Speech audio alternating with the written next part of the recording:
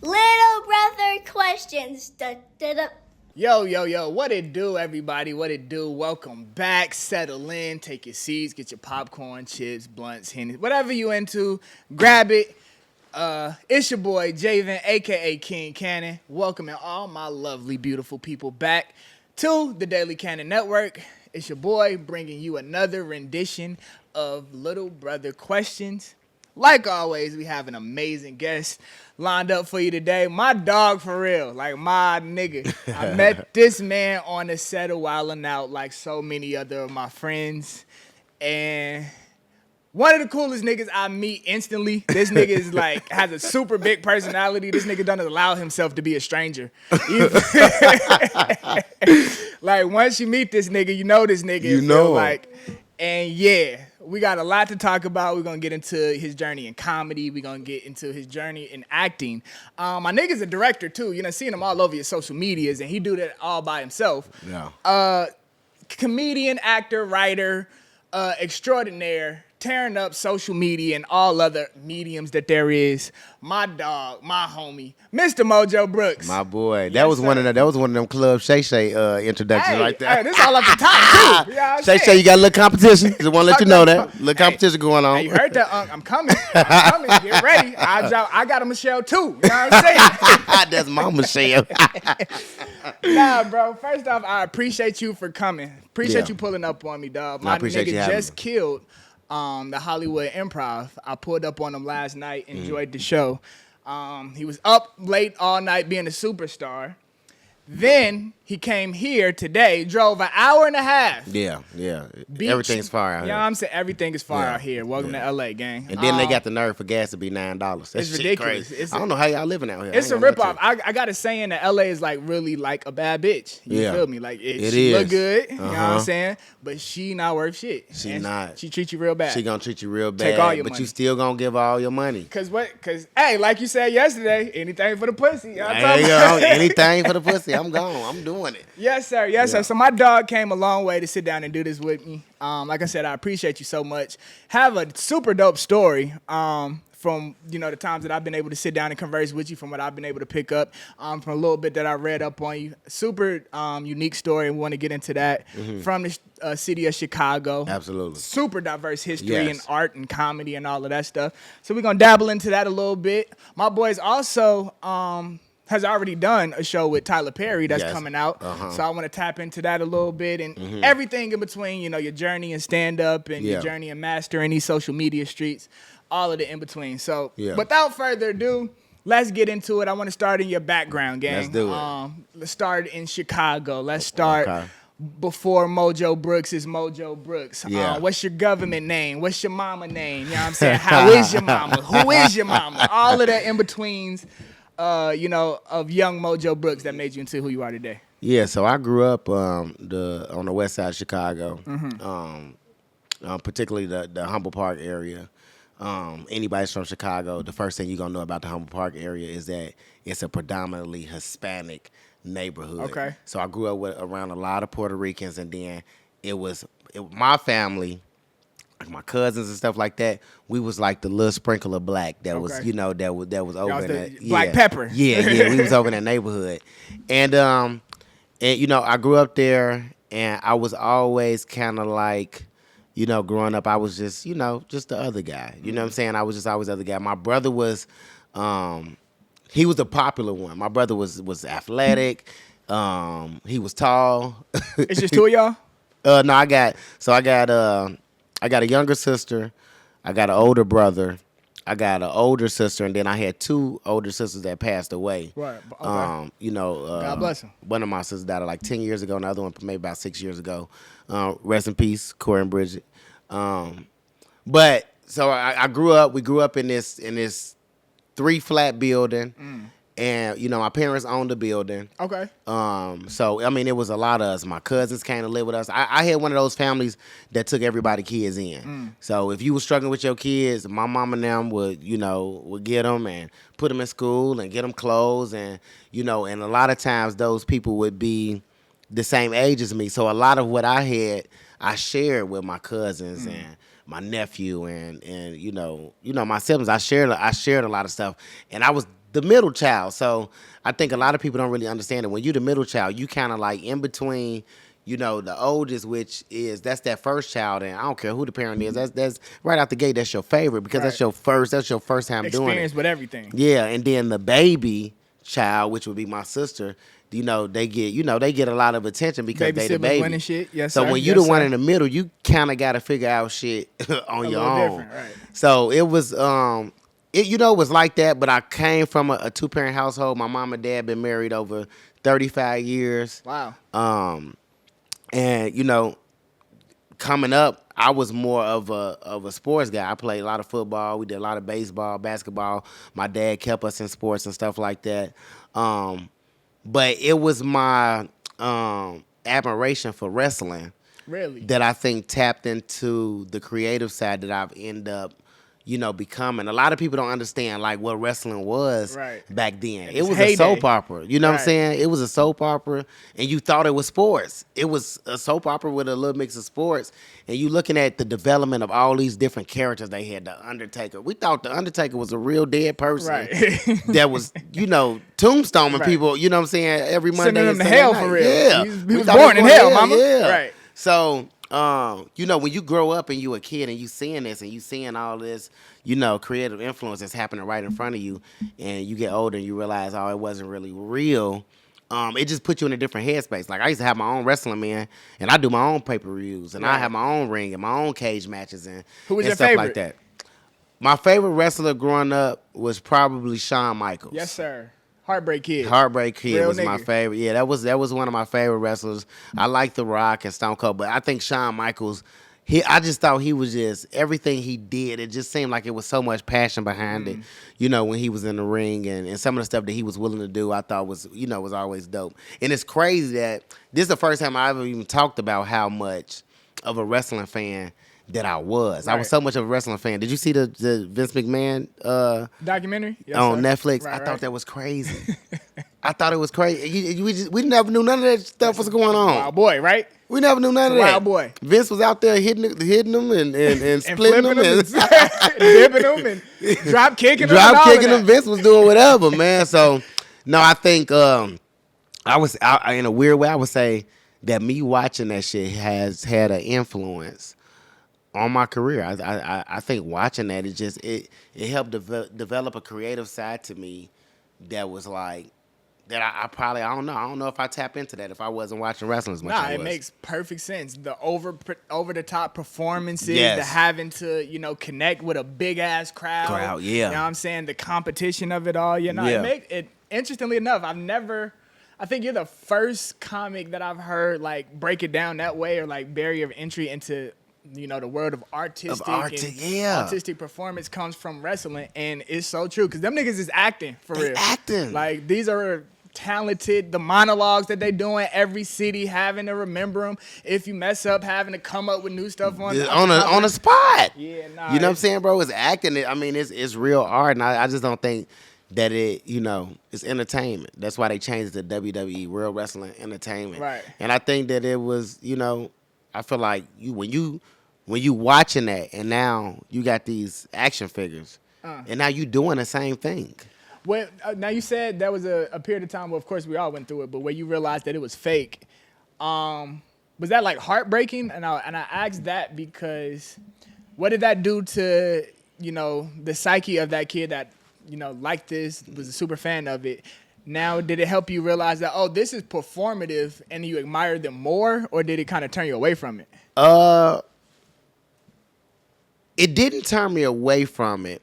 Well, first when I first was hearing that it wasn't real, it would irritate me. Right. Because my dad hated that dad he hated that What is this you watching? Yeah, he hated that I had to wrestle, man. He used to tell my mama, "Don't buy him no more dolls." Right. Like that's what he called him. Like, don't buy him no more dolls. Like he not playing with no dolls. Like, don't buy him no more. That's hilarious. And so my mom was sneaking getting them for me. Right. And I'm making my own pay-per-views. I went and got the soundtrack CD. I'm playing their music when I'm walking them out to the ring.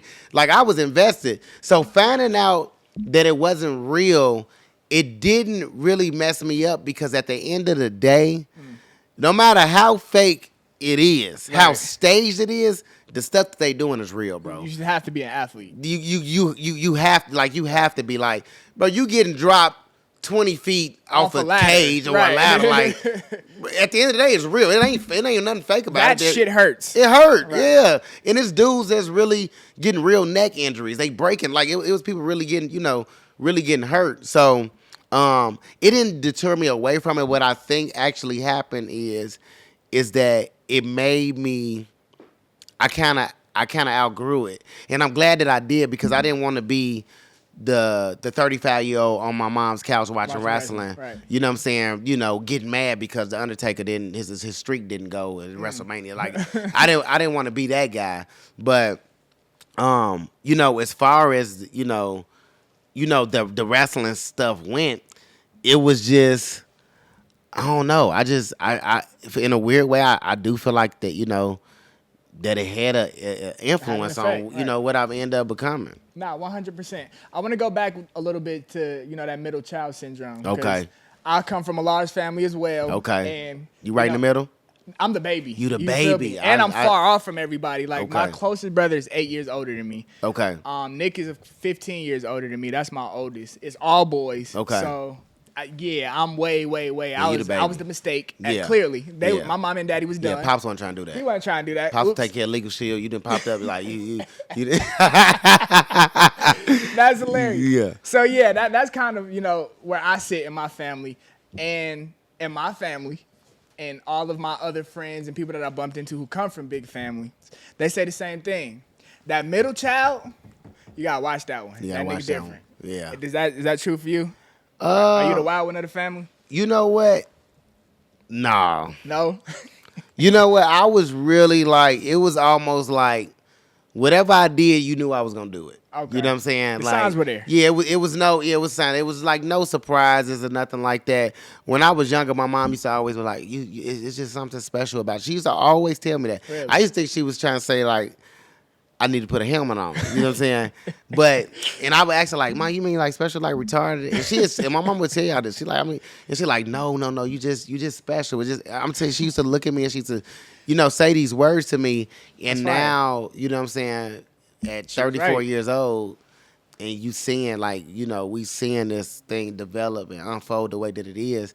This is exactly what she was saying. It was just something. My principals, when I was in the 5th grade, my principal told my mom, like, I don't know what it is he gonna be doing. I don't know if he gonna be a lawyer. I don't know. She said, but I promise you, whatever it is, he's gonna be speaking. And this was thing that people spoke into my life at a young age. And why now, was that? Was it like class clowning, or was it no, just? I was just, man, bro, I went through a lot, like growing like in school, man. So in 4th grade, my 4th grade teacher died from breast cancer. Wow. Right? In the middle of the school year. Right. So it was like we had went on break and she just never came back. She died. We went to the funeral.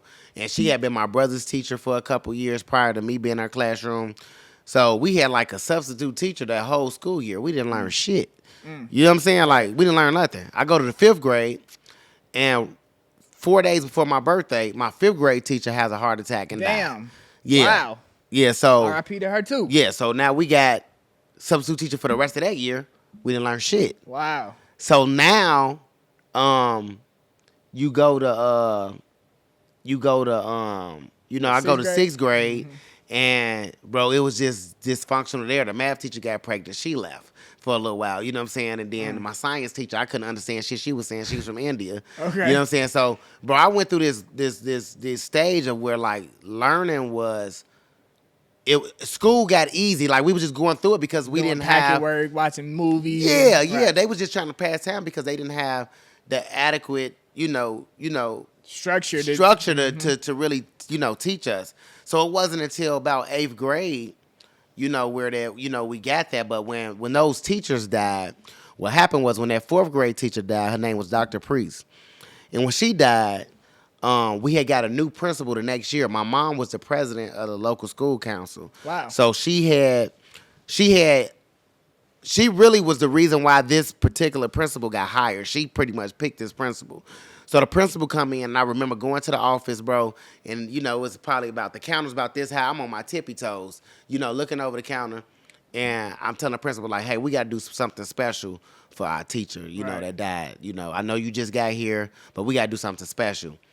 And I spoke about how, bro, I think I'm in the 5th grade Right, talking right, to right. the principal of the school. Telling her what we have to do. What we have to do. Right, okay. And we end up having this big ceremony. Our auditorium was trash at the time. But they redid the whole auditorium, painted it, and we did a whole big assembly. That's and fire. we cut a ribbon, and they end up naming the auditorium after my 4th grade teacher. Wow. And it all started just by me as a 5th grader Wow. going to the principal office saying something. Then when that 5th grade teacher died, by the time we got to 8th grade, I went back to the principal again. I was like, before I graduate, we got to do something for Miss L. Like, we got to do something. And she was like, well, what you think we should do? And when she was my teacher, she used to make these chocolate covered pretzels and stuff and put them on a cart, and we would sell all these different snacks. And I was one of the people that would sell the snacks at lunchtime.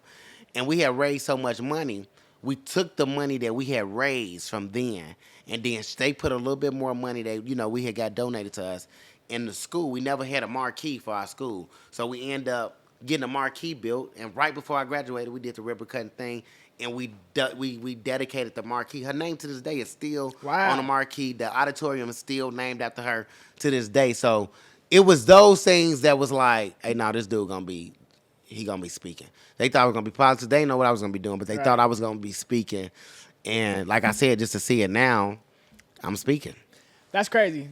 So this is like my 8th episode, I would say. And what I've frequently found myself saying and speaking on is just like audacity. I think in order to be a dream chaser, Yeah. generally, regardless of what field that you're in, it takes some audacity, specifically in entertainment. Yeah. It takes even more audacity. And I encourage people to find what that means for you and figure it out. And it sounds like you had that early. Like, Bro. you know, you had the ability to see something, say something, no matter who they are, Who no they matter are. what position, I'ma no matter say what it. title. I feel this strongly. I'm going to speak on that. I'm going to act on that. I'm going to do my best to try to get it out there. Bro, Where let me would tell you you say that something. come from? When I was in 1st grade, bro, I felt like I was famous since I was in 1st grade. Okay. What happened? Do you understand what I'm saying? Like, completely like, understand. bro. As I used to walk to the school, I used to feel like I was making an entrance, I 100% like one of the understand. wrestlers. Yes, man. Like that was really me. Like I really You had your theme music I already had ready. my theme music as I'm walking up. You know what I'm saying? Like y'all see me, I'm here. Like I always moved like that. Even bro, when I first started doing comedy, I didn't even need security. I still was walking around with security going to do shows, and it was only 4 people at the bar, and I still had security. Bro, I think what a lot of people understand about being in this business is that you gotta believe that you already that. The rest of the people just don't know yet. Yes, sir. Your job is to inform them. Yes, sir. You got to believe that. You got to walk in that. And that's just one thing that I've always done since I was a kid. I walked in it. When nobody knew me, I walked in it. I made people, when I walked in the room, I made people, if they didn't know, I made people want to know, hey, who is that? Wow. And you just said at the beginning of this, he won't allow you to be, he won't ain't allow gonna you be to no be a stranger. That won't happen. He gonna let you know who he is the minute he walk in the room. And it's not, it's not one of them things. I feel like a lot of dudes, they come in the room and they try to set like a dominance of, I'm this person, I'm that. But it's not even that. It's just that when I walk in the room, I just want it to be like, hey, now this is somebody important. Regardless of what you take Regardless from of it, what- how you word it, how you name it. This is somebody important. And we're gonna treat them as such. Yes, sir. Yes, sir. So I think that's a very good foundation of, who you are and how you became this. You had that spirit since Since I was a little first boy, grade. since first grade, Yes, bro. sir. So now, okay, at what point did it go from wrestling, it go to sports, to comedy? So, it was wrestling, sports, and then I went and I started party promoting. Okay. Okay, I became a party promoter. So by this time, I had moved to the suburbs. So I'm living in Joliet, Illinois. How old are you at this point? At this point, when I'm getting ready to start doing party promoting, I'm like 22, 23. Okay. All right. So I'm living in Joliet, and they don't really got a party scene out there. So me and my partner at the time, we like, man, let's do it. Like, shit, we gonna call ourselves the Mojo Boys. Come on, it's wide That's open. what we did. We Yes, the Mojo sir. Boys is wide open. Let's eat. First couple parties, ain't nobody come.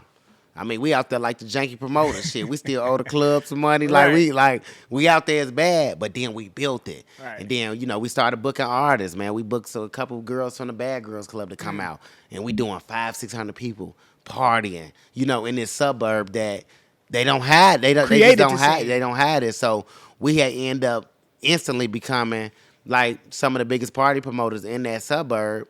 And then he was a DJ. I would host. I'd be on the microphone hosting the parties. It was lit. We was hosting twerk concerts and all of that. But we were so young. We was getting screwed out of so much money. Right.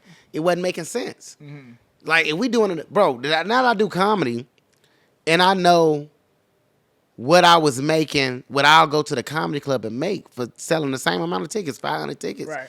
What I would make, and now what I know what was happening then, like, you got a clear understanding, like, you were getting robbed. Stealing from you. Yeah, you was getting robbed. I mean, going home with just a couple $100 when we was bringing in thousands. Right.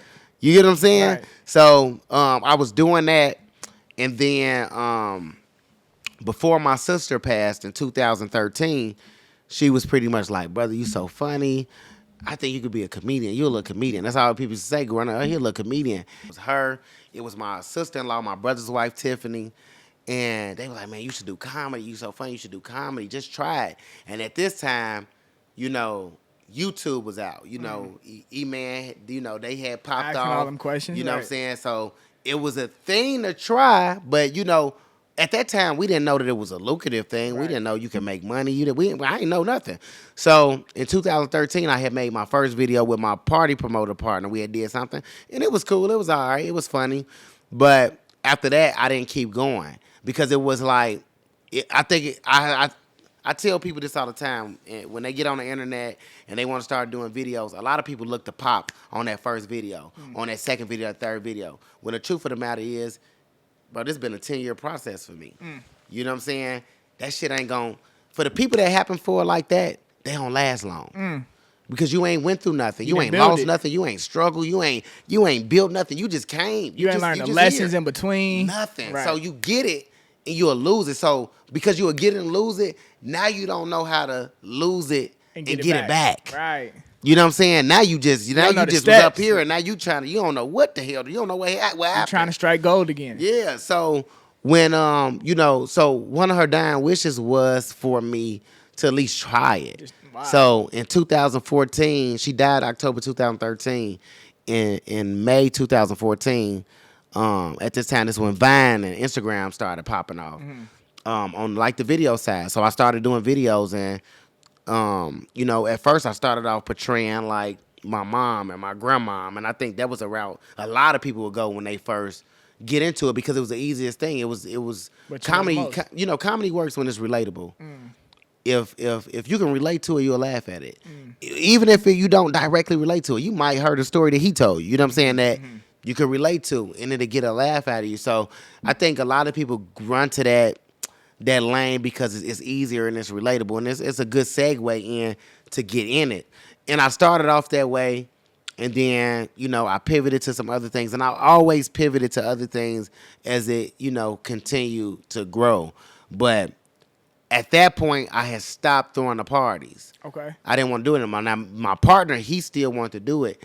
I didn't want to do it. I wanted to just focus on the comedy. And as I seen like it was growing, like, oh, okay, I got 10,000 followers. Oh, okay, I got 14K. This all from just stand up. You're building. No, this was me doing skits. Okay. So skit comedy. I started the skits May 2014, officially, like consistently. I started stand up October 2014 because I was growing at a rapid pace from May to October. Right. Where I was at like 3,000 followers, and I was by the time I got to October, I was at like 14K. So you getting traction, you moving. I'm getting traction, I'm moving. So I'm like, okay, wait a minute. What if they try to book you? What do you do? What do you do? Right. I can't do. I ain't never did stand up before, but I wasn't afraid.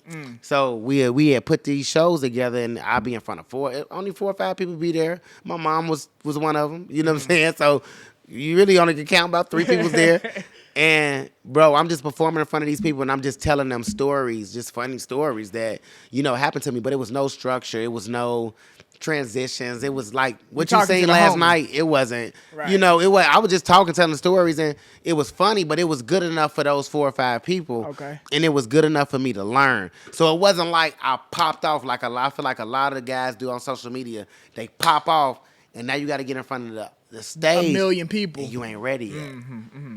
They throwing you out there, you're not ready yet. So I think when I finally got through out there for real, I first started touring in 2018, I was ready. I was ready. I had already been doing it since 2014, and I was bad. I bombed before, Right. I went through all of that. So when I really started going viral in 2000, at the end of 2017, going 2018, I was ready.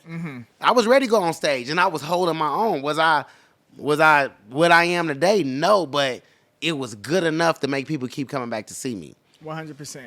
Now, let's talk about, that early stand-up career, I guess you would call it. Did the stand-up bug immediately bite you, or does it just take time kind of to work and kind of build, and then one day you love it? You know what? When I was doing it, I was doing it. Like I was doing it because, it was a part of what I felt like I had to do in order to get to where I wanted to go. Okay. As I continued to get good at it, is when I started to fall in love with it. And when I started to realize what I was doing, and I started going to comedy shows. I wasn't going to comedy shows. At first, I started going to comedy shows. I started taking that energy. I remember going to see Kevin Hart at the United Center 2015. And he getting this standing ovation, and I got chills. As I'm sitting there thinking like, That's it. this is it. That's going to be me one day. I want to be right here in the United Center. I want to finish my set, and I want everybody to stand up. I want to feel this. Because I guarantee you, I felt exactly what he felt that day. Yeah. I felt it from sitting right in my seat because in that moment, I seen me. You know what I'm saying? And you got to think, nobody really knew me at that time, bro. And I'm sitting in an arena Full of people. Full of people. Nobody knows who I am. Right. And nobody knows that I got that emotion and I got that hunger in me in that moment. Nobody knew that. But that moment almost spark and change your life for real. Sparked and changed my life. Wow. Okay, so the love of it, because what I don't think people understand until you know someone closely in comedy, or you have a super passion for it and you just kind of study it, the grind of what it is to be a professional comedian. Yeah. People understand being funny. I make my friends laugh. I've been making people laugh since high school, middle school, whatever the case may be. I'm a good roaster. Yeah. But to become a professional, all my comedy friends say it takes 5 years to get good at comedy. It's a consistent grind that you have to get through. So would you say you were just kind of initially just powering through because I got these followers and it's kind of cool, it's not too... Yeah, I wasn't even thinking about money. I wasn't thinking about none of that. It was like, I got these followers, it's cool. Let's just do it. And I was doing it, but what changed me was when I bombed. Okay. That was when it was humbling. You know what I'm saying? I think I had like 20,000 followers at the time. And so you've been skating by pretty well for a little minute. Yeah, bro, nobody told me I wasn't good. Right. Like nobody, and it probably wasn't that I wasn't good, but on the shows that I was on, I was probably better than everybody else that they had there. Right. You know what I'm saying? Was the whole thing funny? No, but I said enough funny stuff to get me that back. People remembered you. Yeah, and people was coming up to me, oh man, it was good. This was good. And so I end up bombing in like, I want to say this was in like 2015, 2016, somewhere up in there. And I met this, they rented out this movie theater and they put a stage in there. It's about 300 people in there strong. And this is like, I'm cocky, bro. Like I walk in there, I got my little suit on. Because at I'm thinking like this is how comedians dress. They, right. They put the suits on. So I got my little. You got like a Steve Harvey suit or the Eddie Murphy leather suit? No. It's one of them fitted Tevin Campbell suits. Kurt Franklin suits. You know what I'm saying? Like it got you. And I'm fitted, clean, gray. It was gray and black. Never forget it. And they called me up, and with the host that brought me up before he brought me up, he roasted me. Talked Okay. about my suit and all that. Was like, Right. this nigga dressed like he finna win Comic of the Year. Okay. You know what I'm saying? I mean, roasted me. And I go up there and I'm getting ready to do my jokes. And somebody yell out and say something to me. And I clap back. And they dying laughing. Okay, got Like, 'em. I mean, like, I got them. Like I'm going back. They dying laughing. And then when I started to get into the material that I thought I had, I lost It didn't them. top that. I lost them. Right. And they started flashing the light at me. I didn't know what that meant. So they flashed the light at me. I asked them, like, man, what y'all flashing the light at me for? And they like, somebody got on there, and they mean it's time for you to get your ass off the stage. Right. And I was like, well, shit, come get your microphone then. Like that. That's exactly what I said. Like just on some. And I wanted to leave so bad, bro. I was so hurt. I was embarrassed. And I got the clip to this day. If I show Really? you this clip right now, and I only got like the first part of it, when I told you when I was clapping back, it's still on my Instagram. It's all the way down. I still got the clip. If I showed you the clip, you'd have been like, no way you bombed this day. Really? No way you bombed this day. Oh, you had him out the palm of your hand. Bro.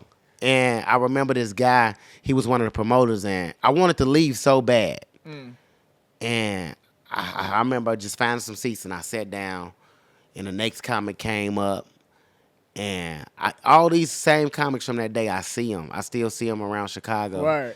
And, you know, I just think about, you know, when he came up, oh, yeah, dude came up here with his best jokes. And, you know, I mean, they clown me. And I had to sit there. I wanted to leave. Did you become, because you know in some comedy clubs, once one person bombed, they become the running Yeah, I joke was of the that. whole. I was Yeah. that. And it was like, you know, I think it was like the next I ended up leaving. I watched the next guy, and I left after that. But I remember sitting in that chair, and as I was watching, and I was just replaying everything back.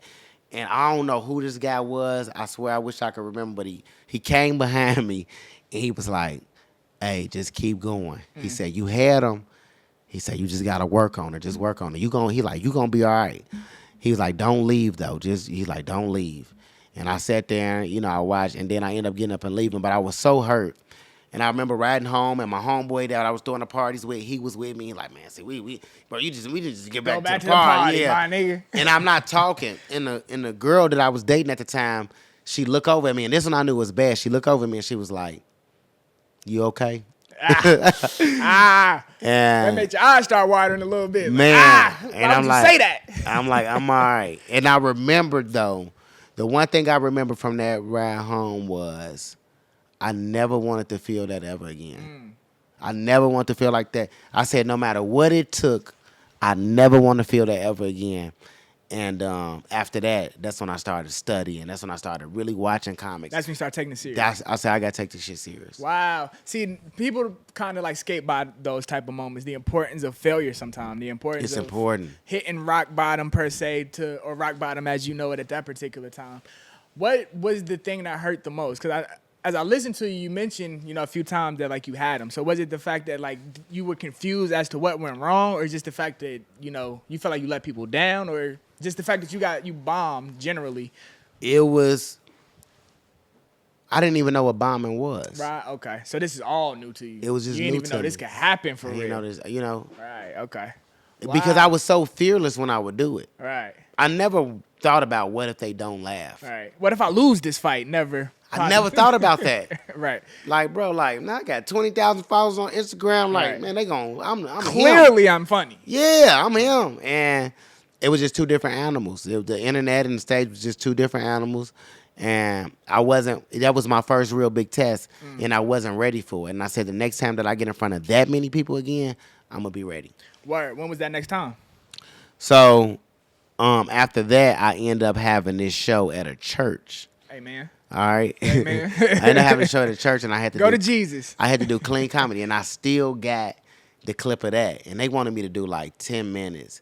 And I probably end up doing like 5. Okay. But it was probably the best 5 I had ever did to that Okay. point in my career. I mean, I killed it. Man, I killed it. Jesus was in there laughing. And I think what it forced me to do was I couldn't tell those stories that I had been telling previously in my stand-up because I was at church. Right. I had to really sit down And figure out how and to be write funny something here. that, like, how I'm going to be funny here. And the stuff that I wrote, it killed. It killed. Like, they loved it. they loved it so much that the people who booked me was like, man, we thought you were doing 10 minutes. And I was like, man, that's what I had. Like, yeah, I take what I had. Right. And, but I felt good about it. And that gave me the confidence to say, okay, you can write. You got it. Now let's start taking this stuff and let's start, putting it together. So, I started stacking, it's almost like sports, man, like football. When you want to go on a run, your team, the only thing for them to do to go on a run is to start stacking wins. No matter if you beating, the worst team in the league 5 weeks in a row. Stack them. You know what I'm saying? Because what that does is it builds confidence so that when the real teams come, you ready to go. You know what I'm saying? You're going to shock some people because you ready. So I think that's just kind of, what it was for that. And I mean, it was humbling. And like I said, I remember I was like, I don't ever want to feel this again. Now, was that particular set that you did at the church, was that the same moment that you would say that you confidently felt like I am a stand-up comedian, I'm good at this? Okay. I could do this. Got That's it. what it told me. I'm like, I could do this. And it was just more like, if you do the work, you could do this. Just like you do what's on the internet, if you do the work, you just got to do the work. Word. Let's dig in a little bit just into the writing process of what stand-up comedy is. Of course, there's all of the books that you can read, how to write stand-up for dumb, all of this stuff that just kind of teaches you there. But for you personally, not to, reveal too many of your secrets, but just what was the groove that you kind of found for yourself that you realized, oh, okay, this is how you do this? Because I'm sure, like, up until the point where you bomb, it was just your natural charisma. That's all it was. You know what I'm saying? That was carrying you over. How did you learn to take that and become a professional and put pen to pad to take, your career to the next level? So for me, it was pretty much like, I had to take some of the stuff, I just had to take some of the stuff that's happened in my life, and I'm like, how can I make this a bit? You know what I'm saying? Like, like, how can I write this? So, writing the actual joke out was too tedious for me. Almost too technical. Yeah. Right? Okay. So, I would write out a topic. I want to talk about this. I want to talk about this. I want to talk about this. And I would go on stage, and I would talk about these things. And I would have some notes that I would want to hit on each one. And then I would naturally flow.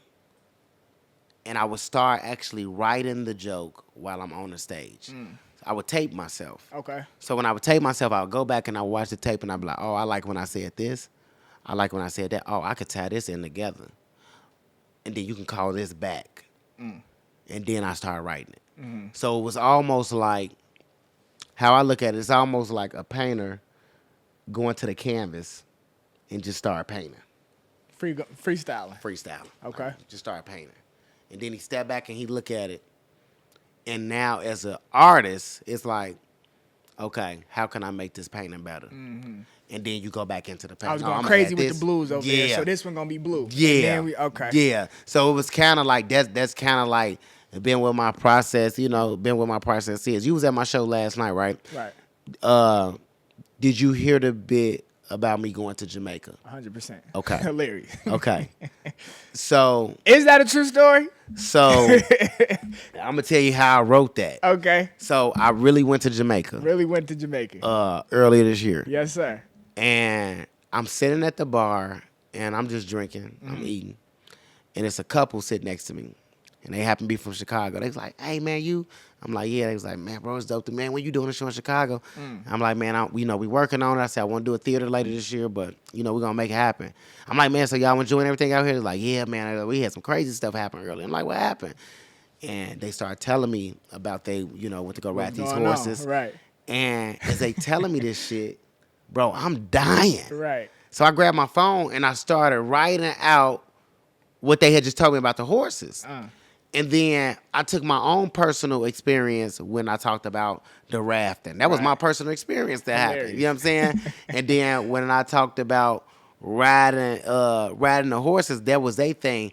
And then the old man was something that I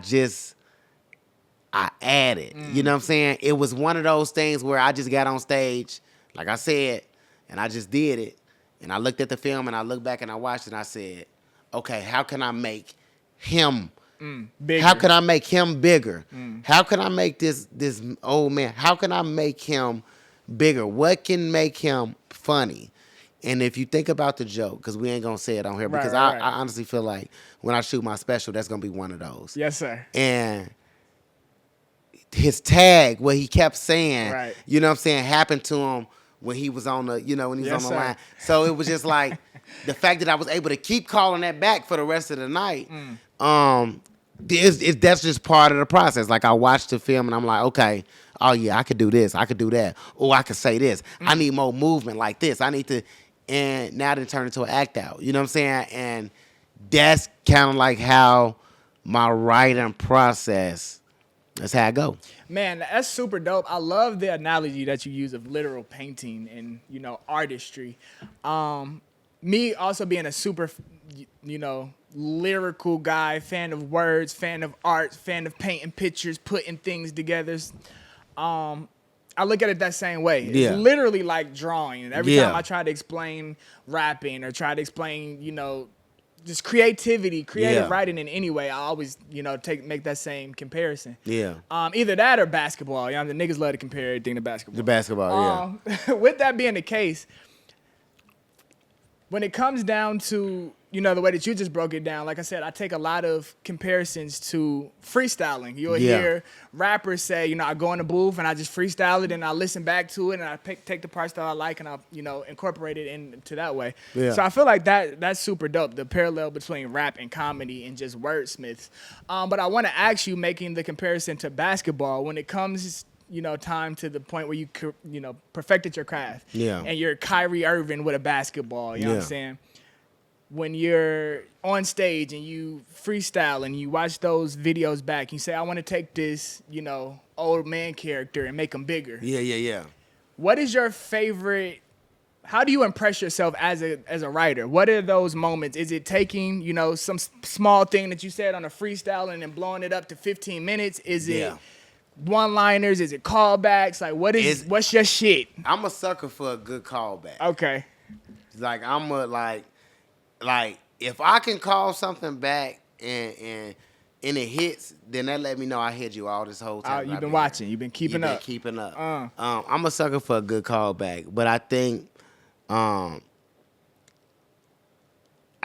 it is pretty much like when you can take something that was just 2 or 3 minutes and now it's 15. You know what I'm saying? Because you've added so much to it. You've made it so much more funnier. That impresses me with myself. Yes, sir. When I think about when I first did that joke that we were just talking about, and I'm thinking about where it was at. When you originally said when I originally wrote it, the first time I did it on stage, to what it is now, bro, it's like, it's night and day. Right. You know what I'm saying? Like, the joke I feel like as an audience member, I feel like I know that dude 100%. I know feel what he like you looked know like. him. I know what he was wearing. Yeah. I know and that's what it is. It's like, because when you giving them that character, it's like everybody know. Everybody, I'm gonna tell you something. That was your dad right there. That was your pops. That's hilarious. That was your pops, bro. 1,000%. That was your pops, bro. And I'm not, like, I'm telling you, everybody knows somebody like that. Man. So that when you seeing it, you like, That's you hilarious. like, damn, I know somebody like, he ain't lying, you know what I'm saying? So look, when the special comes out, my boy, you know what I'm saying, he got something big in the works for y'all. When it come out, y'all gonna see what we talking about. Y'all gonna see it. And that dude, that's my pops, 100%. That's you him. Meet my dad, you'll know my dad, and you'll know that's him. Yeah. You'll make the connection. Yeah. Okay. With that being said, it's a perfect segue. Yes. Because like I said, we met on the set of Wild 'N Out. Yes. A family affair for me. Yeah. My dad is floating around there, and that's how you was able to connect that dude from your stand-up to my See pop. your dad, yeah. So let's start there. Take me through this Wild 'N Out experience. One, before I guess we land there, take me through, as you're getting good in stand-up, juggling this social media thing. Yeah. I think a lot of, comics, like you were saying before, either start exclusively on social media, get big, and then have to figure out the stand-up world, or vice versa. They've been stand-ups for 15 years. Yeah. And now they have to adjust to the social media world. You were able to slice them right in the middle. Simultaneously. Get good at both at the Yeah. same time. Yeah. So that now when people start to see you on social media, you are a seasoned comic just Yeah. as well. So talk me through that process and then land at, Wildin' Out and how you get that call and stuff. So it was so after that night that I bombed, I was serious about stand up. Yes, sir. So I'm doing open mics every night. Every night. Monday, Tuesday, Wednesday, Thursday. Friday, Saturday. If I got a show Sunday, like anytime that I can get on a mic, I was getting on one. Mm-hmm. I was going to predominantly white rooms. I was going to black rooms. I was going to rooms that only had 8 people. I was going to rooms that had 28 people. In that time, are you working on new things every night, or I need to perfect this joke? I'm perfecting these jokes. Okay. This is my set. I'm perfecting this set. I'm perfecting my 5-minute set right now. Okay. Then I was like, after I perfect my 5, I want to perfect my 10-minute set. But I feel like a lot of times comics can't grow because if all you're doing is 5-minute sets every night, you can't grow like that. You know what I'm saying? Because I can't move on from that until I know that works. Yes, sir. And in order for me to get them going, I still want to use a little bit of that before I drop this new stuff on them because I don't want to lose them. So I feel like a lot of comics be afraid to go out and say, you know what, I'm going to do my own show where I'm a headline. And maybe I'll just do 20 minutes. You know what I'm saying? And get, 4 or 5 other comics on there. But to give myself more time. To work out for real. When you going to do 5 minutes every night, you ain't really working out for real.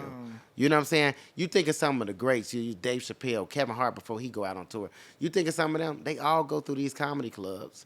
And they'll just pop in. And they'll do an hour so that they can work on some new shit. Right. They don't just go out there and just do the stuff they know will work for 5 minutes and then get going and give themselves a pat on the back. They get themselves, some time to be able to work on it. And I feel like a lot of comics just don't do it. They bounce place to place, doing 5 minutes here, 5 minutes there, and that shit just ain't gonna cut it. So I was doing that, and I kind of had slowed down on my content. Okay. Slowed down on the videos. But I was still pumping them out, but it just wasn't like, because at the time, bro, I'm still working a regular job. Okay, where you work at? I was a security guard. Okay. Yeah, and then I was working at McDonald's at the same time. So I'm working 2 jobs. Then it ended up being 3 jobs. I end up leaving McDonald's, and then I end up becoming a private investigator. And I was doing security. Yeah, I just slid that in. Hold on. You became a private investigator? Yeah, I was a private investigator. How? Like, you can just go apply to be a private investigator? You don't have to be a super cop first? When you get your security license, it's under, like, private investigations and security. Really? Yeah, so it's called a perk card. You get your perk card, they can hire you as a private investigator. So I was a private investigator, bro. How many cases did you ultimately end up taking? I did a lot. Like, I think when people hear private investigator, people just think you going out to see if somebody's cheating or right. Yeah, but that wasn't all I was doing. Like, bro, I was doing some shit, bro, that I kind of felt bad about doing, and it's why I had to end up like, I can't do this no more. But I was going to these communities, and I was going to people's houses, and they would give me a list of names, right, of different kids that was in school. Okay. And I would go to their houses, and I would verify that they actually lived at their address. Because you know how some people would be like, hey, we're going to use your address so our kids can go to school over there. That was me. That was 100% me. If they couldn't verify it, then they would get removed from the school. Wow. And I would go with the list, and I would be like, hey, I need to see a driver's, to the parent, I need to see a driver's license or whatever. Is this person home? Like, that's what I was doing, bro. And so you was ruining people's lives. Yeah. Yeah, bro. And right. And honestly, from the time that I was there, I probably did more. When I realized what it was, bro, I definitely was putting NA next to the names, just saying nobody answered. Wow. Even if they answered, I just say nobody answered, bro. Because I can't do this. Because I came from a family where that, I told you my mom and dad was taking my cousins and my nephews in and, putting them in, letting them use the address. That was you. You was that address that your cousins was using. So who, like who am I? You know what I'm saying? So it was just, it was one of the things I had stopped doing, but I'm doing that. I'm doing comedy. So I wasn't really pumping out the skits. So then I started back pumping out the skits. a little bit full time, like I pumping them out, and then once I found a good balance after I left that job alone, I had found a full balance. Then I had ended up getting fired from my security job. Okay. Because they had found I had started going viral, and they had found out, and they wanted me just to focus On purely securing shit. Yeah, and I was working at this. That's crazy a little bit. Yeah, I was working at this Best Buy distribution center, but I was the head of the security. Okay. I was making okay money. You know what I'm saying? Okay. And I remember what happened. I came to, I want to say, yeah, I came to L.A. I came to L.A. With my homeboy for a show that he was doing, and I took off work. And I had did the schedule, and I guess somebody called off. And so that job was like, if somebody called off and you can't get nobody to go in, you got to go in. Right, okay. But I was always in L.A. So we didn't have security on post for like 2 days. Okay, got it. And they So, came you gotta in. go. Yeah, Gotta no, go. they didn't fire me. Oh, really? Okay. They came in, and they was like, hey, look, we understand you want to do your comedy thing, but this got to come first. And they was like, honestly, they was like, you really think you going to make it as a big comic? Oh, wow. Don't disrespect me. I mean, that's what he told me. Don't disrespect me. And I looked at him. I said, well, I'm going to tell you something. I don't want to be securing washers and dryers and refrigerators for the rest of my life. Man. You know what I'm saying? I got at that time, my daughter was like 8 months. I'm like, bro, I gotta provide a different type of life for her. And I said, this is not going to do it. I said, so unless y'all pay me some more money, I'll put comedy on the back burner, but it ain't, this is my dream. I'm not going to do that. So I was still doing the comedy stuff, and I want to say maybe about a month later, they came back, and they was like, hey, we just want to go in a different direction. Like, we're going to let you go. We feel like you too focused on that. And I think, I had became popular. I was going viral, so I had became popular at the Best Buy. So when I would go the workers would be like, hey, you the dude that be doing it. Right. And it turned into that. Instead of the job. Best Buy didn't like that. Right. Of course they did. Yeah, so they ended up letting me go, and I went in my car and I cried because I didn't know what I was going to do. Wasn't making no money off comedy. I just had my baby. Christmas was like 2 weeks away. Oh, no. Yeah, it was bad. And I Best thing that happened for you sound like. It was. Man. And I feel like what it did was it forced me, sometimes how people like, hey, sometimes you got to jump out there. And I feel like God knew I was never going to jump. He knew that I was going to hold on to whatever job as a crutch until I was 100% sure that I was going to be able to live the life that I live right now. And there was no way for me to really know unless you jumped. Take that leap of So faith. he's like, so you ain't going to jump? He pushed me. Right. And I ain't worked a job ever since. Wow. Okay. So now you're finding this social media success. You killing them out there. And, what I'm saying? Your dedication is getting you better and better at comedy. How did the Wildin' Out call happen? So it was like Nick had hit me up on Instagram. Word. So but what happened was that. it was probably like maybe about 2 months before he hit me up. I was looking he wasn't following me, but I was looking at my Instagram story. And I'm going to my story and I see like Nick Cannon. I'm like, damn, Nick Cannon watching my story. Right. What the hell? Now, mind you, the year before Nick hit me up, I auditioned. Okay. Yeah, and I didn't get it, and I know my audition was horrible. Okay. I know it was horrible. You were in person or you self-taped? I self-taped. It was horrible. It was horrible. And I'm gonna be completely honest. I never wanted to do Wild Now. Right. Like that was never like on your list. It was never like, hey, I want to do this. I used to say, I seen the show, and I was like, oh, that ain't really my style. Like, And I think it was much more of me being afraid to fail is why I made that excuse that it's not my style. So when Nick hit me, when I saw Nick watching my story, I was like, man, I wonder, nah, they ain't finna hit me up. Right. Maybe he just saw I had a video go viral. He just on my page. So, man, it was about 2 months later. I had another video go viral. And Nick DM me and was like, I remember like it was yesterday. He was like, you ready, King? It was like 11 o'clock at night. So that man, he was like creepy. 9 o'clock here. It's kind of creepy. Yeah, he's like, you ready, King? And I'm like, hell yeah, I'm ready. You know what I'm saying? The fuck that I said that I didn't ever want to do it. Once it's here, it's here. It's here. Yeah, hell yeah, I'm ready. Yeah, let's do it. And he was like, all right, I'm going to have the casting directors reach out to you. He gave me his number. Wow. And next thing you know, they reached out. He told me to come down here. I came out here. And the thing about it is, bro, Nick probably don't even remember this, but me and Nick had already met Okay. in like 2019. Okay. They was doing a Wild 'N Out show in Chicago. I still got the picture, bro. And right before they came, I had got me a Wild 'N Out shirt made, and I put it on, and I put the shirt on, and I posted it on Instagram to make it look like I was gonna be on Wild 'N Out. Okay. And, Right. and everybody in Chicago went crazy, like, "Oh my God, he on You Wild 'N did Out, it. brother. You made it. You made it. You made it, bro." Mojo, you did it. But they was asking me, when your episode coming out? I'm Right. like, don't worry about that. Right. You know what I'm saying? Later. Don't worry about it. I got the shirt. Don't worry about Right. that. So, but when Nick hit me up, was like, yeah, come on. So I came out to LA, and you know, went through the auditions or whatever. Then they hit me up and for the workshops, and then I ended up going to workshops. But then it started to feel like, okay, I might not make it. Word. You know what I'm saying? Like, it started to feel like that. And even though me and Nick had talked, he was like, bro, you good. Like, I know you're going to be fine. This is going. That's what you saying. That's what you not saying. what this nigga saying. This nigga right here saying, nigga, you can go home. You know what I'm Right. saying? So, it was that. And that's how I remember getting there for the workshops, bro. And it was the most stressful shit of my life. Yes, sir. It was the first time. And, by this time, because this was last year, by this time, bro, I was making like 50, 60 grand a month off the internet. You know what I'm saying? On top of me doing the comedy clubs, on the like, shows and right. I was selling out shows. Like, I was good. was great. Like, yeah, so it was like, so when I get there, like, I'm stressed out because it's the first time in my career that I'm not in charge.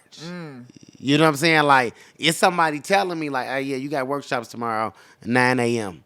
You know what I'm saying? Be there. Or you out of here. You need to work on this. You need to work on. It was the first time in a year. I told you I hadn't worked a job. Right. But this had become a job. Right. You know what I'm saying? And I remember we was going through the workshops, and it was cool. Like, I had some. I feel like I had some good moments. Doing a workshop that was like, oh yeah, he probably gonna be able to do it.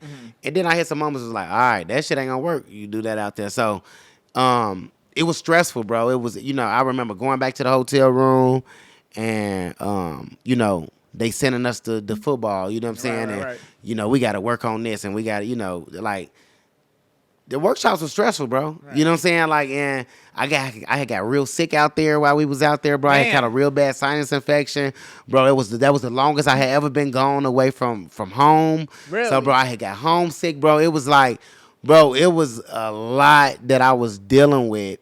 And, when the season just dropped and I seen, like, some of the moments that I already had on the show, especially the one where I asked Nick when we was doing Plead the Fifth, which I Right. thought that ended up kind of being one of my best games.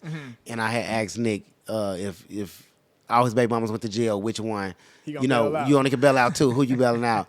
And that was a moment, bro. And like going back and looking at it, and I was like, man, looking at this, people don't even know All of what I went through. You know what I'm saying? Man. And that, leading up to that moment. So it was just, I'm gonna tell you this. When we go back, I won't be ready. Oh, now. you on niggas' ass. Yeah, because now, bro, now I understand what it is. Right. When you get there, you don't really you thinking you got to win the games. Right. You know what I'm saying? Like, shit, I got to do something to win. I gotta impress DJ Direct. I Make sure he got- gives me a bail. I got to get a bail, and it's not that. Not that at all. When you done seen DC Young Fly get hella buzzers. And been laughing the whole way through. That's all that matters. Yeah, and that's real, bro. That's the part that you 100% have to learn. No one can really tell you because they do tell you. Like they tell say, don't you. worry about the buzzers, just be funny. But it's just the thing that you have to get over mentally of like, I'm here, I see all of this, lights, camera, action, big show business, 20 seasons of this That been is, going yeah. on for lineage and legacy, Cat Williams, Kevin, like just all of those things just kind of play in your head. And then you just eventually you learn, wait a minute. Whatever I think is funny, my sense of humor, whatever, is all I'm going to have to stand That's on. all I got to stand on. So I'm going to have to believe in it. And then, if you confident enough, and if you believe in it, the people there that's gonna believe in it. Man. And I'm gonna tell you something though. What I say is, hey, shout out to Nick Cannon because, when you bring in a lot of people on this show that's never been on TV before, one thing that he's always consistently said before we go out and do every show is nobody here can do no wrong in my no wrong. eyes. Like, you can't do no wrong. And it's a fact. Go out there and have fun. You can't do no wrong. And it's that makes you, that's like, okay, you know what? He right. Go have fun. Go make it fun. And I think once I started to have fun, it was the end of the season. Yeah, right. It was over with. We was done. Once I started it having took fun. me about like 3 seasons before you started having fun? Yeah. And then once I start having fun, my best moments has come. Now you watching people over there strategize to stop you. Now they want to bring you in. They got stuff for you. For you now, yeah, because like, now you've become, because you gotta think, what I had on my side was, season 21, I probably was the most well-known new cast member. 100%. And I had already worked with a lot of the, I had already been on tour with Fly and Chico and Carlos. So I already knew them.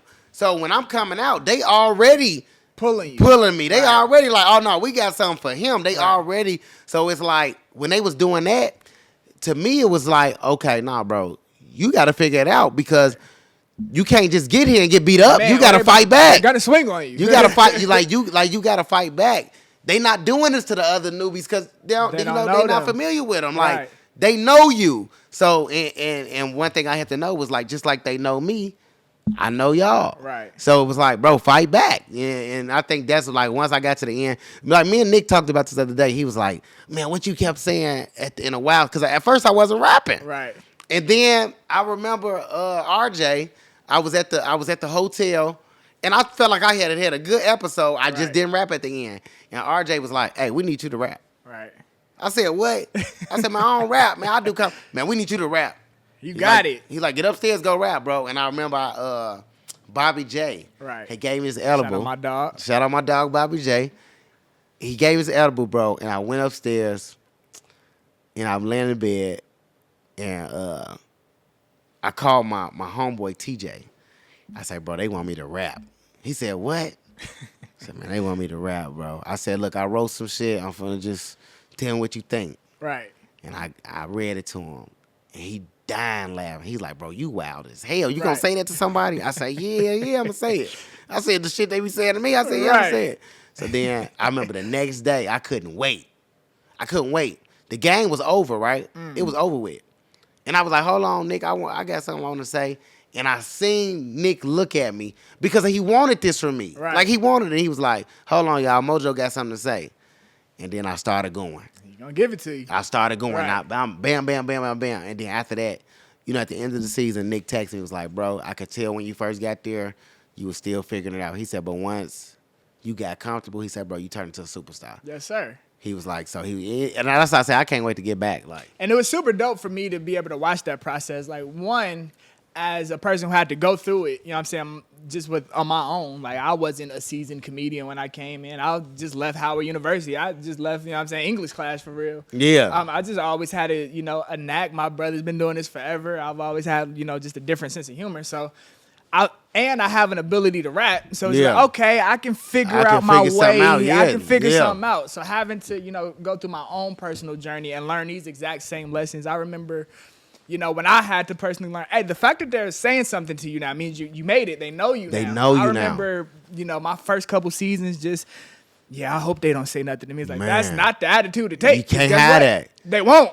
They won't say a word They won't say a word to you. And they'll go back and forth and to understand, like, oh, okay, like, this is a combat sport. So when people hit on you, they mean they love you. Like, they want you apart. They want see you something apart. in you. They They want see to make something. a moment. Yeah. So having to learn that, the pressures of this is my brother's show and not have, understanding quite how people see me, all of those learning curves and things mental hurdles that I had to get over. Yeah. At the point that I did, it's like, oh, okay. Like, to your point where you're saying you get comfortable, you get confidence, you start to have fun. And, that moment happens for you where you get your laughs, the people love you. My particular moment, I shut down the whole Wild Style, handed me the belt, all of the yay moments. Yeah. One, understanding that journey, having it for myself, and then being a consultant, also as a producer, kind of there to guide people through it. You know what I'm saying? Some of the newer people, the newer cast members that get selected to be on, it's kind of my job to help them through.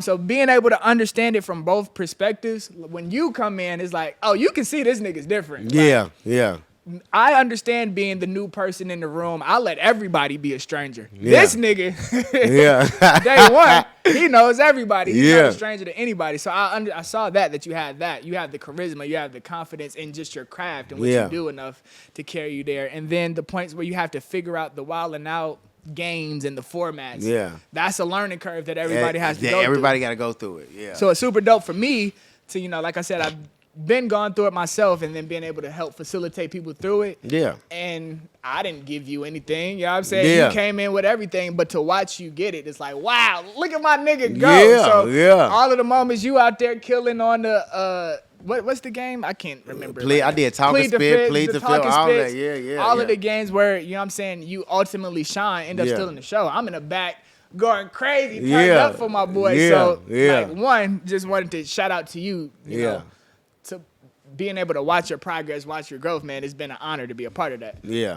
Tell me some of the wild stories of Wildin' Out though. So what was one of your most fun moments? Because there's a lot. People don't realize that more jokes, more fun, more freestyling happens. Like the camera only get like 10%. They only get 10% of what actually goes on. We there for a month. We all in the same hotel, so it was all type of stuff that goes on. It was a lot. It was a lot of stuff that happened in the back that Right. that's just Chico Bean freestyling on the mic, to the music. Right. He playing like he the DJ in the back. Bro, I a lot of stuff at the hotel, bro. Sydney was barbecuing, Shout out to homie Sid. putting turkey legs on the grill every night. Yes, every night, bro. Bro, it was so much. I can't really think of one thing in particular that was like, hey, this is One crazy. particular moment. Yeah, but It gets tough. it's a lot. No, it's a No, lot. it's a When you lot. think about what go on backstage, even the stuff on stage, like they ain't even see that Sukiyana episode yet. Oh man. And that was crazy. You know what I'm saying? Like Everywhere Suki go is crazy. it's crazy. So it was, I don't know, bro. It was a lot. But I would say that Sukiyana episode was probably one of my favorites. I can't wait for them to drop that. Yes, sir. So, okay, transitioning from Wildin' Out a little bit, you was also, able to solidify, roles with the legendary Tyler Perry in an Yeah. upcoming series that's on Netflix, correct? Yeah. Or going to be on Netflix. Yeah. So get into that a little bit. Talk about how you landed that opportunity, and I have a million bajillion questions about what's it like working with Tyler Perry. Okay. So I really ain't supposed to be talking about this. Oh, ooh, we getting some exclusives. So I'm gonna be real kind of like vague with this. Okay, we understand. We understand how it goes. So pretty much what it was, I auditioned for a part Yes, sir. on the show that he directing, producing, and I got the role. Got it. Cast it. What I will say as far as working with him is that he allowed me to be exactly who I am. You get what I'm saying? Yes, like sir. if you familiar with what I do online, he allowed me to be that person just within the role, that I was playing. I would say it was definitely one of the dopest experiences that I've ever been, been a part of, working with him, working for him, you know what I'm saying, in that capacity. But I can't tell y'all the name of the show. I can't tell y'all what show it. But what I will tell y'all is that it's not vintage Tyler Perry. Okay. Like, no, this is a new flavor that he got going, and I think people are going to absolutely love it. Like it's one of those where that reading the script will make you laugh. Really? Before you actually even see, And visualize it. bro, reading the script will make you laugh. Wow. Okay, so you can't get into too many details and particulars of the show itself. Give me one of the biggest lessons or piece of advice that you learned, whether just through observation from Mr. Perry or just direct interaction and conversation. You know what? One thing that I can say that I seen just working with him and observing the way that he works is that he kind of reminds me of myself when I'm shooting my own shit at the crib. Okay. You know what I'm saying? He'll have it laid out like, hey, this is the What script, needs to right? happen, right. and you'll do that. And then if you can improv and then you do your little improv, if he like it, then he gonna say, "Oh, I like that. Okay, hold on, let's do it again. Hey, say that again, but then I want you to add this." So then he's one of those people that can be inspired And build with you. Okay. And I think that's one of the dopest things. I think he allows you to be you, and then if he's inspired by you, he's going to let you do you, and then all that years of experience and everything that he got, bro, you gotta trust it. Cause as soon as he see that you got it, oh, you like that? Cool. Say that, and then say this, and then it take what you said, you take that up there to the next level. And I think it's just pure genius. It's art that's happening, bro. Like we said, bro, it's just happening right now, bro. It's painting. It's happening right then and there. So I think that's one of the dopest things about him. When the show come out, I'll come back, bro, and it's something dope that he did. It's something dope that he did for me when I was there, and it really caught me off guard. Wow. And I'm when once it come out, I'll come back and yes, we'll sir. talk I'm hold you to that, my boy. Yeah, no, I got you. With that being said, what inspires you? Who inspires you? What helps you paint? My bills. 100%. That's inspiration for that ass. The money got to get made, man. But man, my daughter, bro. My daughter inspires me so much. Just talking to her and speaking with her. Just looking at her, because I see so much of myself in her, and the little girl that she is, and she's just like how I was, bro. Her imagination's through the roof. She's a dreamer.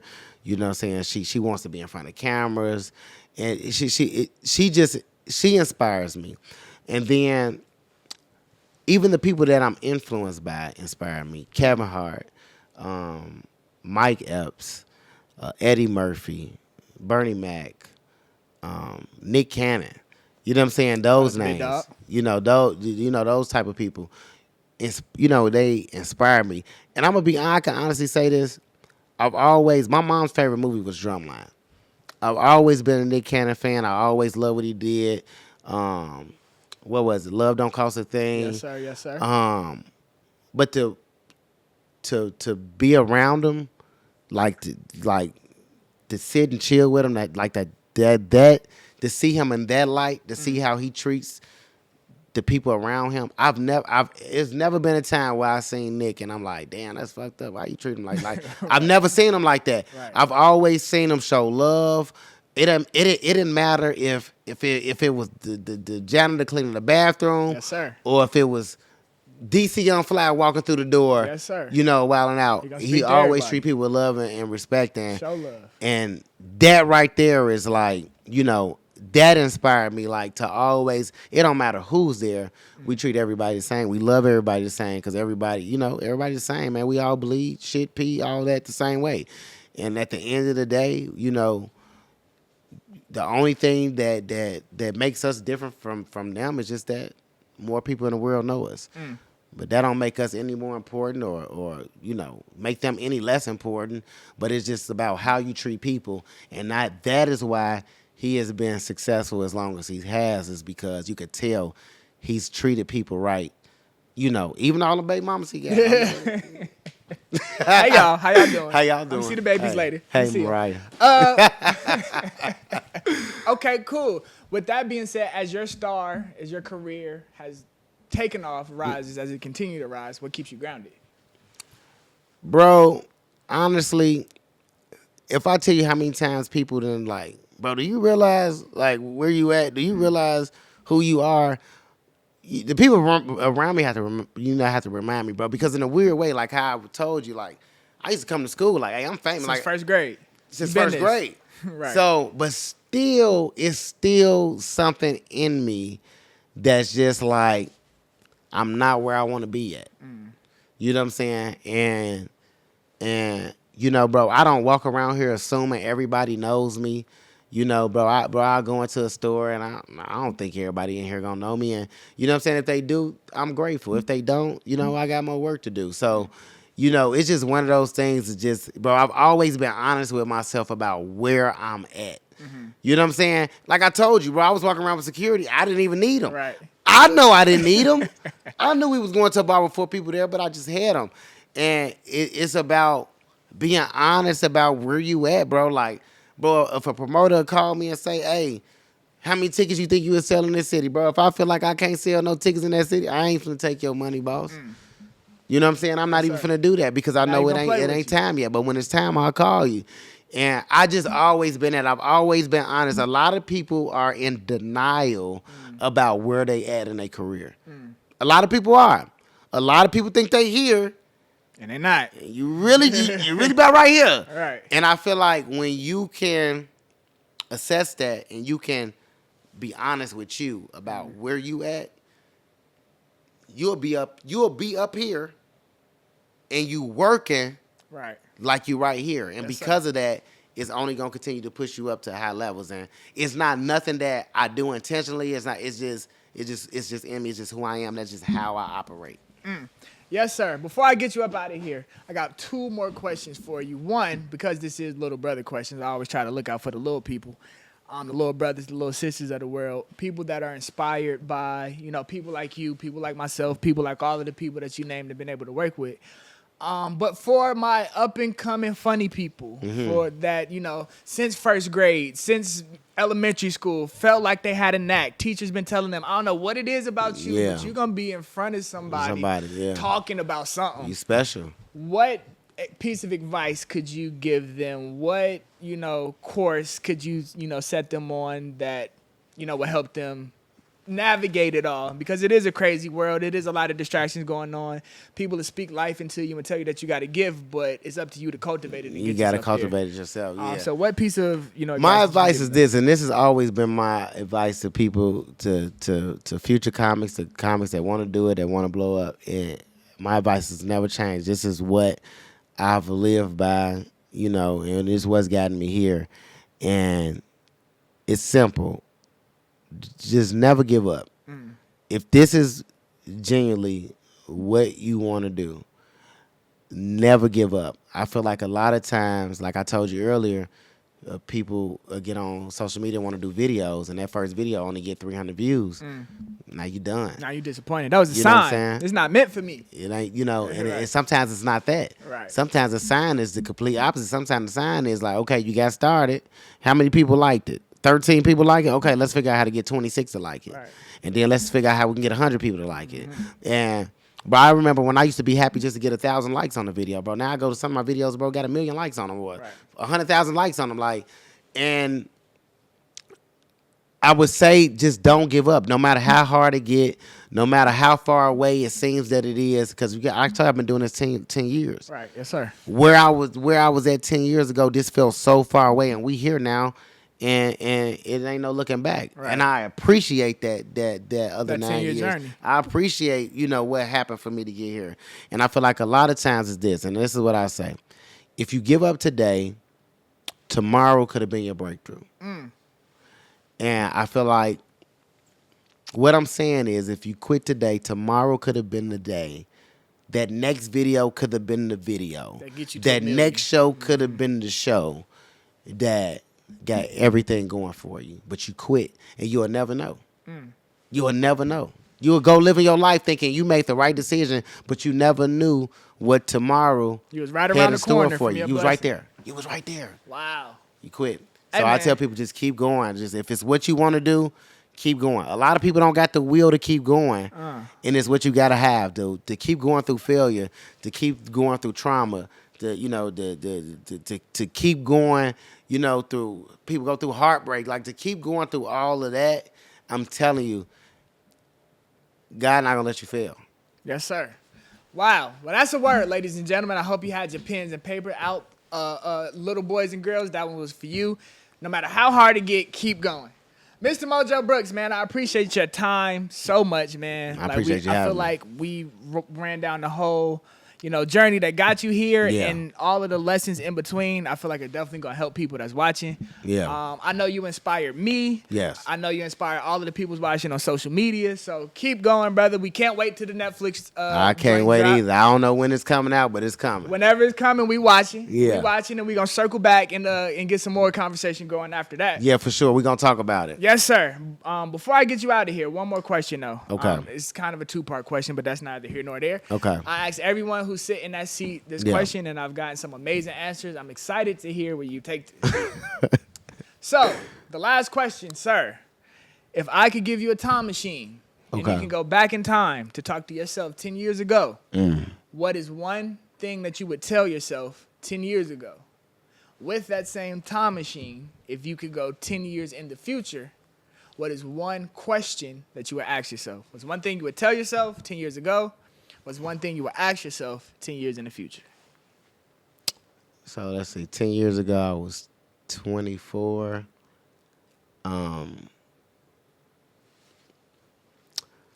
One thing I'd have told myself 10 years ago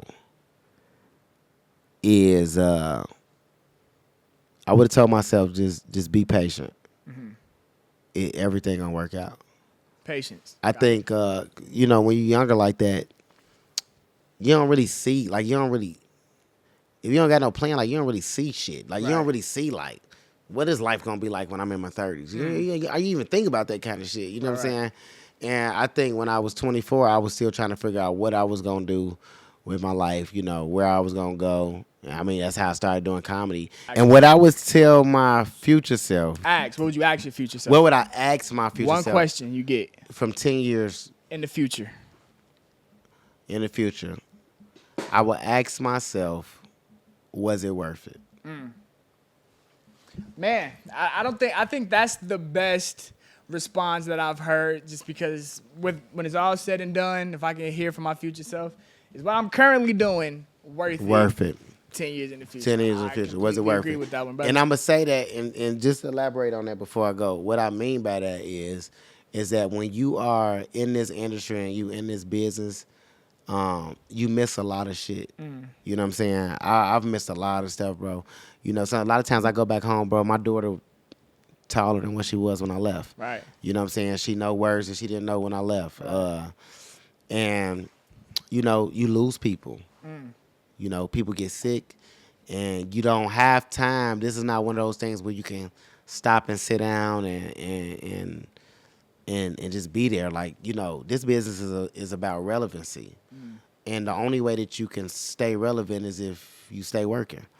And that's what I would ask myself. When I look at some of the people that I've lost, over the course of this journey, and I look at some of the time that I've missed with my daughter. Yes, sir. Was it worth it? Although I feel like I got the answer to that, because if I didn't have the answer to it, I don't know that I'm doing this. You know what I'm saying? 100%. But because I do have the answer to it, I just wouldn't want to know, though, because you don't know. Over the course of 10 years, shit changed, bro. Man, changed You know fast. what I'm saying? So it just, is it worth it? Was it worth it? And I think a lot of times, once you get in it, once you are in this, it's a different world. And if you're around a bunch of people who, I feel like, lucky for you, you come from a family that's in it. You know what I'm saying? Your brother been doing this shit a long time. Since I was 2. You know what I'm saying? I come from a family where I'm probably the first. Yes, sir. You know what I'm saying? So they don't always understand, you know what I'm saying? And it ain't the same. Things have changed, and but I'm still close to my family. I still send them money. Yes, sir. Or whatever, but it's like, nothing is more important than time. Yeah. We can't get that back. So, At all. 10 years from now, is this going to do for me what I need for it to do in order for me to be like, hey, that time I missed out on, it was worth it. Man, powerful stuff, sir. I appreciate it again. People that want to see more of Mojo Brooks, how do they do that? If you want to see some more of me, you can follow me on all social media platforms at Mojo Brooks, MojoBrookzz. And if you'd like to come see me live, I recommend it. My boy's hilarious. You hear what he said? Come on now. Go to mojobrooks.com and see the cities that I have listed for the rest of my Unhand Me Now tour, which we've been selling out all over the country. But yeah, that's how you can see more of me. So yeah, I'm gonna be on Wildin' Out. Y'all already know that. And then, we got some stuff coming to Netflix too, as we talked about earlier. Yes, sir. Yes, sir. Follow my boy. Make sure y'all go check out his show. Super hilarious. If you don't know who he is, you late. I don't know where you been at. Now. Please go quickly find out and tell somebody else who didn't know. Yeah. Same to do with this platform. It's your boy Javen, a.k.a. King Cannon, here on the Daily Cannon Network with Little Brother Questions. I appreciate you. Like, subscribe, do all of that good stuff. Bring a friend, tell another friend to bring a friend. Exactly. Et cetera, et cetera. And without further ado, You said it's the little brother. Little Brother Questions. The Little Brother Questions. And he's the little brother with the big brother's feet. I had to say that. Appreciate y'all, man. I'm up out of here. Little brother questions.